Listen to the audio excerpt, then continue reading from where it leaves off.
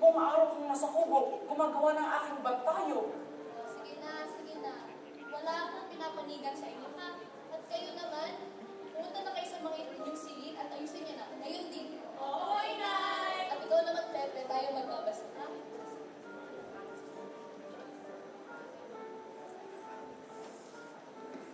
Ano na kayo dito? Oh, ba't ang daming gumit at sulat ito? Hindi ba sabi ko sa'yo, sa blankong papel ka magkukunin? Hindi ka ba marunong makinig? Patawad po, Inay. Oh, sige. Dito ka magsimula. Inay, napagod po kasi ako sa paggawa ng aking bantayo. Pwede po bang kwentahan niyo na lang po ako? Ito talaga si Pepe. Bakit kalokohan? O siya. Ang aking kwento ngayon, nakikita mo ba ang mga gamo-gamo yun? Opo, Inay. Tungkol dyan ang aking kwento.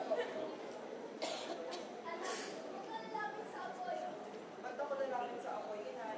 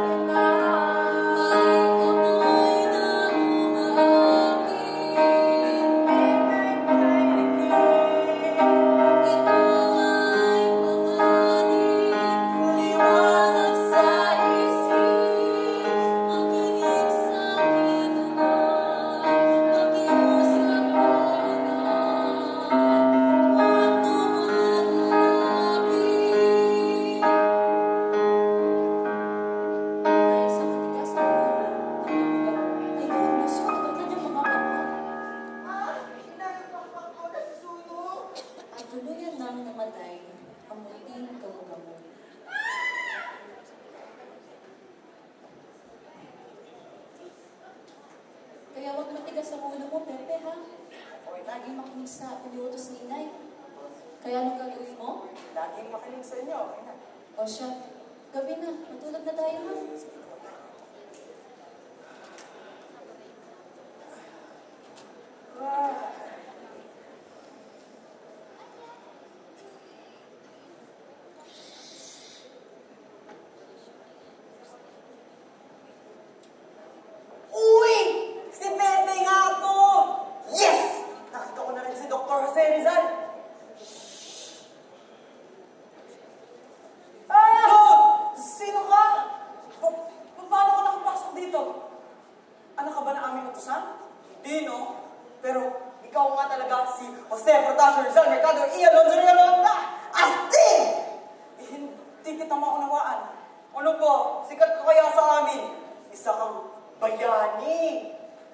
Bayani? Ako? Oo. Sino pa ba? Ako. Ikaw sumulat ng Noli Me Tangere at El Filibusterismo. Ang mukha mo nga ay nasa piso, maging mga t-shirt ng empleyado sa gobyerno. O diba? Sige Sikat ka, Brad! Alam ko na. Taga-Binyan ka ba? Di, no? Taga Los Baños? Di, taga Maynila? Oo, taga Maynila ako. Ngunit, di nga lang mula sa panahong ito. Teka, anong apelyido mo? Merkado ang apelyido ng aming pamilya. Ikaw naman? Ako nga pala si Pepito Soriano. Ikaw ang Pepito na binabanggit ng aking mga kapatid. Oo! At kailangan ko ng tulong mo, Pepe. Narinig ko kasing magaling kang gumawa ng bantayog. Tama. Nasira ko kasi ang bantayog mo! Ano ang nasira? Wala naman. Yung mukha mo lang nasira. Ang mukha ko! Hindi. Ang ibig ko sabihin, ang mukha ng bantayog ang nasira.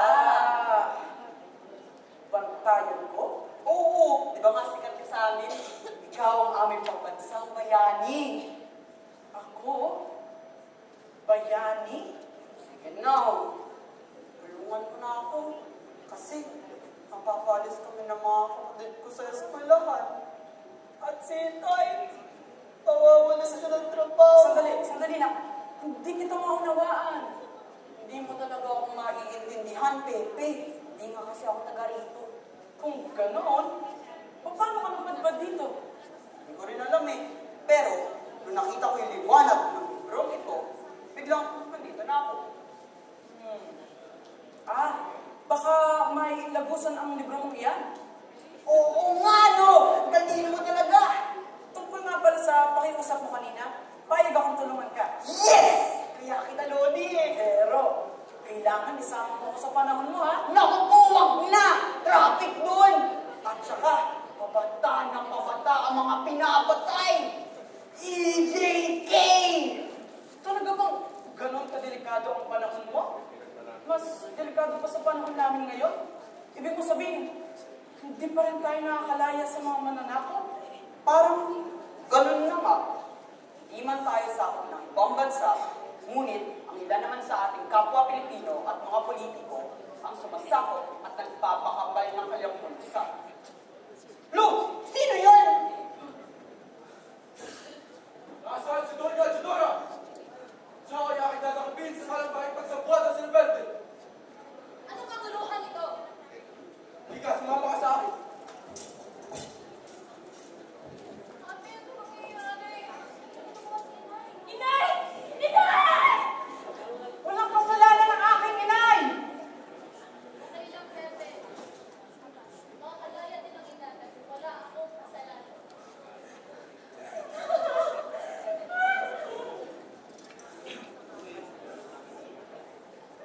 Ayos ka lang ba, Pepe? Naniniwala akong walang sala ang aking inay. Naku po, ganyan din sa panahon namin. Maraming pinapatay at pinaparusahan kahit hindi dumadaan sa tamang paglilitis. Naku po, Buuna pa siya ko, Pepito. na ano? Sasama ko sa panahon mo. Sure ka ba? Oo. Kung ako ang inyong pambansang bayani, kailangan niyo ng tagapagligtas. Kaya sasama ako. Sigurado ko ah.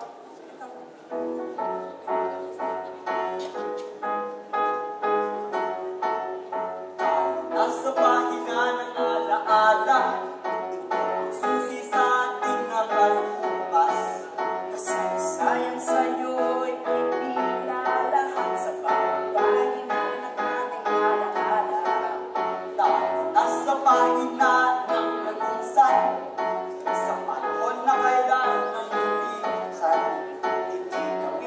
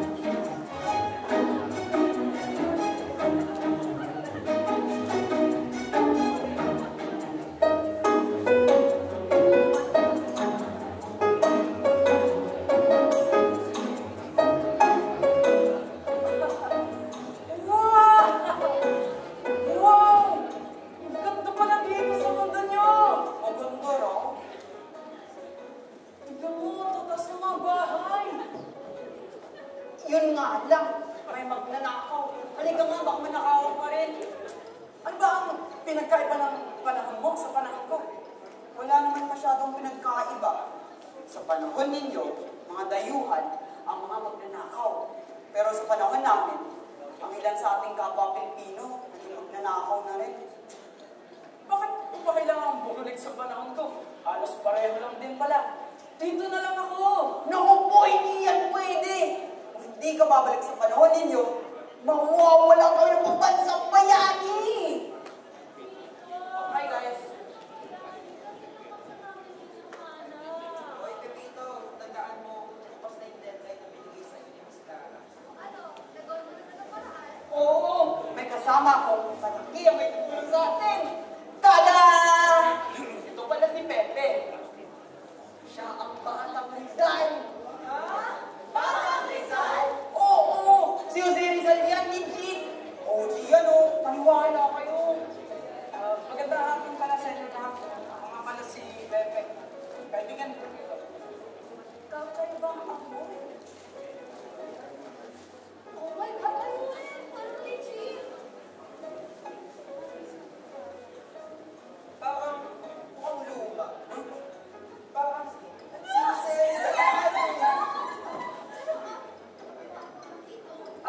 Na-imbitan lang ako ni Pepito. Tutulungan ko raw siya sa kanyang problema. Kaya halika na sabat tayo. Halika.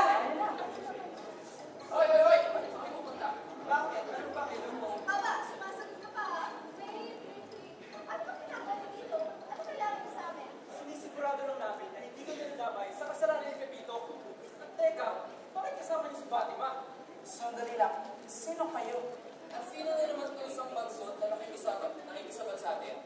Ito si Pepito. Ay, si Pepe Blanco nga pala yun. Siya ang batang Rizal. Siya, si Jose Rizal. Ang layo! Kamukha niya si Rizal? Ito ang piso. Di naman eh. Layo! Kaya nga ba? Wala akong pakialam kasi Dr. Jose Rizal ka man. Wala kayong pake?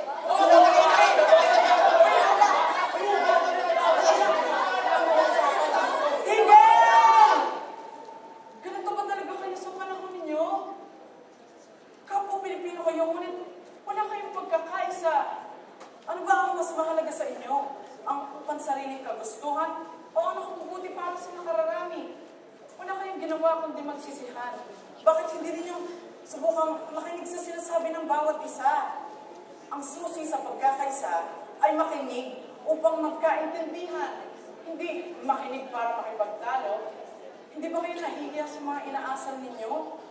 Subukan ninyong tanungin ang inyong sarili. Karapat dapat ba akong tawaging Pilipino?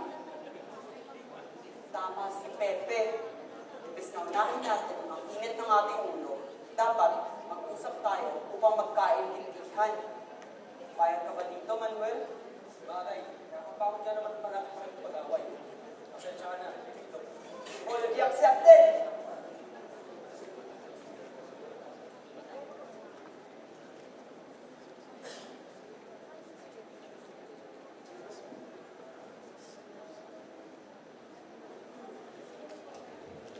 Miss Clarabelle, where is the pantayog?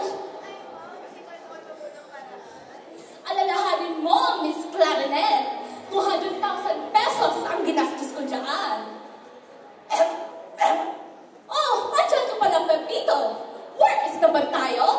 Mayora, madali lang po gawa ng paraan ng bantayog. Kung tutuusin nga po, mabilis lang bumili ng semento. Ang talagang kailangan po namin sa pag-aaral ay mga libro, classrooms, Salary increase po. at saka po mga gadgets. Ito po talaga ang kinakailangan namin sa paaralan. Oh my gosh, you're so demandable. Fine. Pinapatawad ko na kayo. Sa susunod na election, bibigyan ko kayo ng classroom, library, computer, pero para sa pag-aaral ha, at yung salary increase, next time na natin yung pag-usapan. Para to sa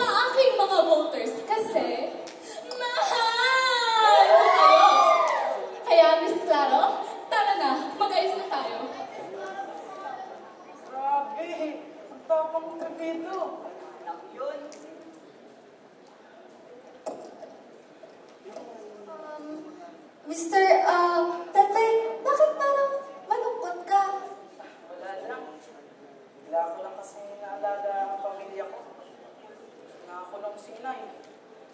Ang mga kapatid ko, nag-aalala ko para sa kanila. Hala, may masama bang nangyari sa kanila? Hindi naman sa ganon. Sa totoo lang, nagdadalawang isip ako kung uuwi ako o hindi. Well, kung hindi ka babalik sa panahon mo, mawawalan kami ng pambansang bayani.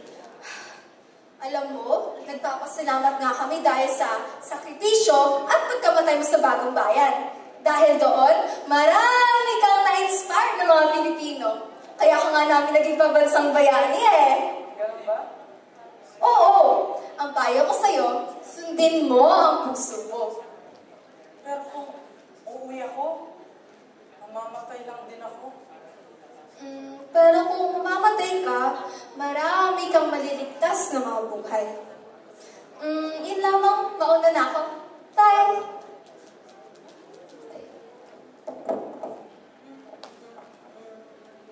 Oh, ikaw pala, Pepe. Vito, may nais akong sabihin sa'yo. Ano? Uuna ang pasya ko. Ano sabihin? Uuwi na ako sa aking panahon. Kailangan kong ipagpatuloy ang aking sinimulan.